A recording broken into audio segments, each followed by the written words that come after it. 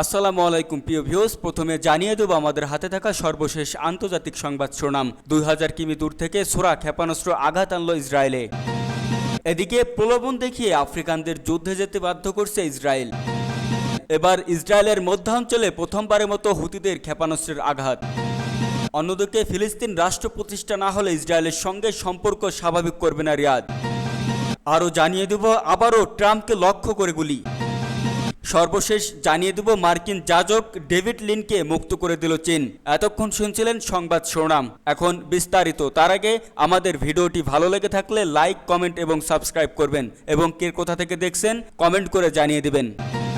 2000 কিমি দূর থেকে ছোড়া ক্ষেপণাস্ত্র আঘাত আনল ইসরায়েলে। ইয়েমেনের থেকে 2000 কিমি দূরের ইসরায়েলে ক্ষেপণাস্ত্র হামলা চালিয়েছে হুতি যোদ্ধারা। ইয়েমেনের সামরিক বাহিনী মুখপাত্র ব্রিগেডিয়ার জেনারেল ইয়াহিয়া সারি জানিয়েছেন, তারা একটি নতুন হাইপারসনিক ব্যালিস্টিক ক্ষেপণাস্ত্র দিয়ে ইহুদিবাদী ইসরায়েলের রাজধানীর কাছে হামলা চালিয়েছেন। ক্ষেপণাস্ত্রটি সফলভাবে সুনির্দিষ্ট লক্ষ্যবস্তুতে আঘাত এনেছে দাবি করে তিনি বলেন, ইসরায়েলের আয়রন ডোম ও আরও ডিফেন্স সিস্টেম ব্যবহার করে কয়েক দফা চেষ্টা চালালেও ইয়েমেনের ওই ক্ষেপণাস্ত্র প্রভাবিত করতে পারেননি। রোববার টেলিভিশনে সম্প্রচারিত এক বিবৃতিতে ইয়েমেনের সামরিক বাহিনীর মুখপাত্র জানান, দেশের সশস্ত্র বাহিনী তেল আবিবে দক্ষিণে জাফা এলাকায় ইসরায়েলি শত্রুর সামরিক লক্ষ্যবস্তুতে একটি গুণগত অভিযান চালিয়েছে।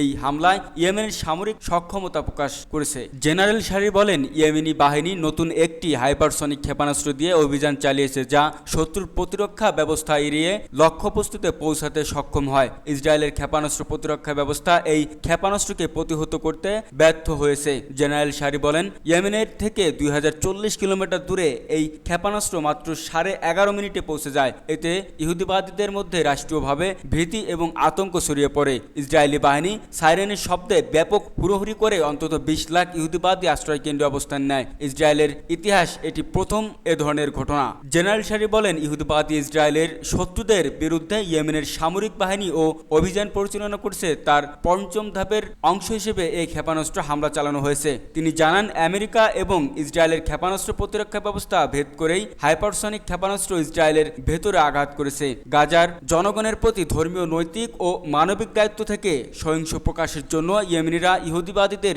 বিরুদ্ধে লড়ছে বলে উল্লেখ করেন জেনারেল সারি। তিনি সতর্ক করে বলেন, আগামী দিনগুলোতে ইহুদিবাদীরা এ ধরনের আরও হামলার আশা করতে পারেন। প্রলোভন দেখিয়ে আফ্রিকানদের যুদ্ধে যেতে বাধ্য করছে ইসরায়েল। ইসরায়েলের বৈধ অভিবাসনের প্রলোভন দেখিয়ে যুদ্ধে যোগ দিতে বাধ্য করা হচ্ছে আফ্রিকান আশ্রয় প্রার্থীদের। তেল আবিবের গণমাধ্যম হারিজের প্রতিবেদনে সামনে এলো এমন চালচল্যকর তথ্য। ঠিক কিভাবে, কোন প্রক্রিয়ায় তাদের নিয়োগ হয় সে ব্যাপারে বিস্তারিত জানা যায়নি। তবে কর্তৃপক্ষের দাবি, সংগঠিত পদ্ধতিতেই চলছে এই প্রকল্প। যদিও এখনো কোনো আশ্রয় প্রার্থী আফ্রিকানকে বৈধ কাগজপত্র দেয়া হয়নি এমন তথ্য উঠে এসেছে হারিজের প্রতিবেদনে। 2 সপ্তাহ চলবে ট্রেনিং, এরপর ইসরায়েলি সেনাদের সাথে যুদ্ধের ময়দানে নামতে হবে লড়াইয়ে। তাহলেই মিলবে ইসরায়েলের বসবাসের অনুমতি। আশ্রয় প্রার্থী আফ্রিকানদের এমন প্রস্তাব দিয়েছে তেল আবিব। তবে ঠিক কোন প্রক্রিয়ায় কিভাবে নিয়োগ হয় এসব আশ্রয় প্রার্থীর তা জানানো হয়নি প্রতিবেদনে। বলা হয়, বিষয়টি কনফিডেন্সিয়াল, তাই গোপন রাখতে চায় সেনাবাহিনী। তবে প্রতিরক্ষা মন্ত্রণালয়ের আইন উপদেষ্টার নির্দেশনায় সংগঠিত পদ্ধতিতে পরিচালিত হচ্ছে বিশেষ এ প্রকল্প, দাবি কর্মকর্তাদের। হারিসকে দেওয়া সাক্ষাৎকারে নাম প্রকাশে অনিচ্ছুক এক আশ্রয় প্রার্থী জানান, যুদ্ধে যেতে রাজি হলে অস্থায়ী পরিচয়পত্রের একটি কপি জমা দিতে হবে বলেন ইসরায়েলি কর্মকর্তারা। 2 সপ্তাহে সামরিক প্রশিক্ষণ শেষে যুদ্ধের ময়দানে নামতে হয় সেনাদের সাথে, আর এরই পর মিলবে দেশটির বসবাসের সরকারি মর্যাদা দেওয়া হয় এমন আশ্বাস। তবে হারিস জানিয়েছে, এখন পর্যন্ত সেসব আশ্রয় প্রার্থী যুদ্ধে যোগ দিয়েছেন তাদের কেউ পায়নি বৈধ অভিবাসী কাগজ। গণমাধ্যমটির জরিপ অনুসারে ইসরায়েলে বসবাসের বৈধতা চাইছে প্রায় 30,000 আফ্রিকান। ইসরায়েলের মধ্যাঞ্চলে প্রথমবারের মতো হুতিদের ক্ষেপণাস্ত্রের আঘাত। ইয়েমেনের হুতি বিদ্রোহের ছোড়া ক্ষেপণাস্ত্র প্রথমবারের মতো ইসরায়েলের মধ্যাঞ্চলে পৌঁছাতে পেরেছে। গতকাল রোববার ক্ষেপণাস্ত্রটি ছোড়া হয়। এই ঘটনার প্রতিক্রিয়া ইসরায়েলের প্রধানমন্ত্রী বেনিয়ামিন নেতানিয়াহু বলেছেন, এর জন্য ইরান সমর্থিত হুতিদের চড়া মূল্য দিতে হবে। হুতি বিদ্রোহীদের সামরিক মুখপাত্র ইয়াহিয়া সারিয়া বলেন, তাদের ছোড়া যে ক্ষেপণাস্ত্রটি ইসরায়েলের মধ্যাঞ্চলে পৌঁছেছে সেটি নতুন একটি হাইপারসনিক ব্যালিস্টিক ক্ষেপণাস্ত্র। 2040 কিলোমিটার দূরত্বে ওই লক্ষ্যে পৌঁছাতে ক্ষেপণাস্ত্রটির সময় লেগেছে মাত্র 11.5 মিনিট। ইসরায়েলি সামরিক বাহিনীর এক কর্মকর্তা বলেন, আকাশ প্রতিরক্ষা ব্যবস্থা ব্যবহার করেই আকাশে ক্ষেপণাস্ত্রটি টুকরো টুকরো করে দেওয়া হয়েছে, তবে এটি পুরোপুরি ধ্বংস করা হয়নি। ক্ষেপণাস্ত্রটির লক্ষ্য পৌঁছানোর কিছুক্ষণ আগেই স্থানীয় সময় সকাল 6:35 মিনিটের দিকে তেল আবিব ও ইসরায়েলের মধ্যাঞ্চলে বিমান হামলাজনিত সংকেত বেজে ওঠে। সেখানকার বন্দীরা তখন দ্রুত নিরাপদ আশ্রয়ে চলে যান। বিকট শব্দ শোনা গিয়েছিল। ক্ষেপণাস্ত্রটির টুকরা টুকরা অংশগুলো জমি ও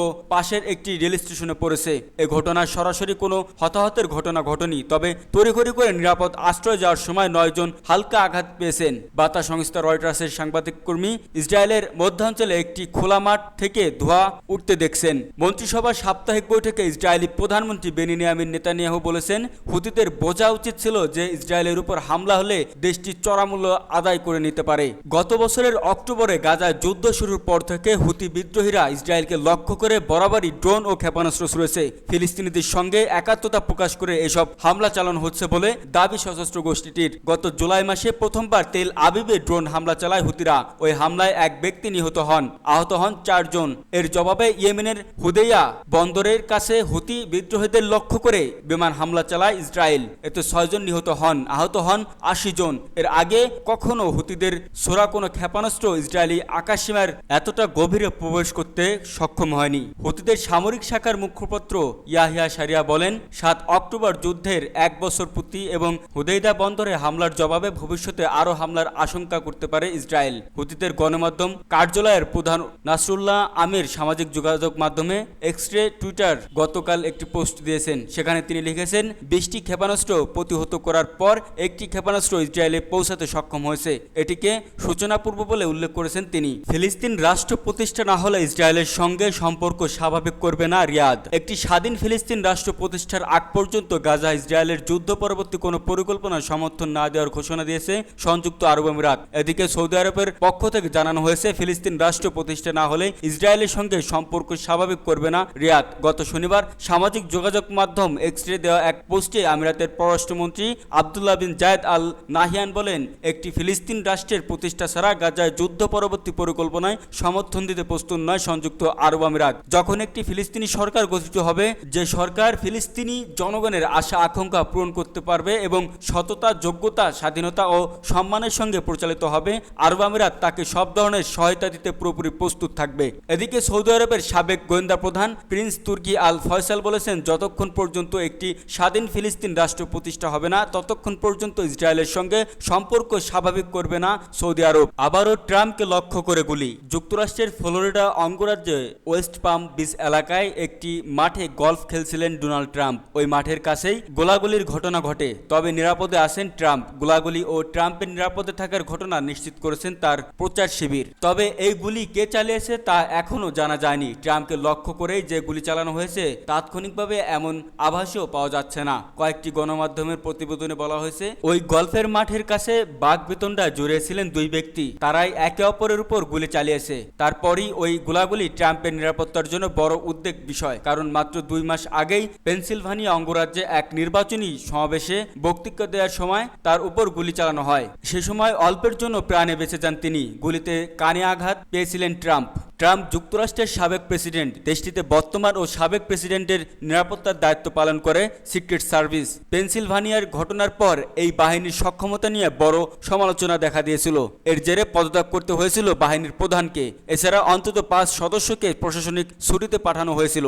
আগামী নভেম্বরে অনুষ্ঠিত হতে যাওয়া প্রেসিডেন্ট নির্বাচনে রিপাবলিকান দলের প্রার্থী ট্রাম্প এই নির্বাচনে তার প্রচারের কাজে নিয়োজিত শিবির এক বিবৃতিতে বলেছে, স্থানীয় সময় রোববার ট্রাম্প যেখানে অবস্থান করেছিলেন তার কাছাকাছি এলাকায় গুলির ঘটনাটি ঘটে, তবে তিনি নিরাপদে আছেন। আপাতত এর বেশি কিছু জানানো যাচ্ছে না। যুক্তরাষ্ট্রের একাধিক গণমাধ্যমের খবরে বলা হয়েছে, গোলাগুলির ঘটনায় ফ্লোরিডার ওয়েস্ট পাম বিচে নিচে গলফের মাঠে খেলছিলেন ট্রাম্প। এই মাঠটি মারে লোগো এলাকায় তার বাড়ি থেকে খুব একটা দূরে নয়। গোলাগুলির পর গলফের মাঠটি দ্রুত নিরাপত্তার আওতায় নেওয়া হয়েছে। মার্কিন যাজক ডেভিড লিনকে মুক্ত করে দিল চীন।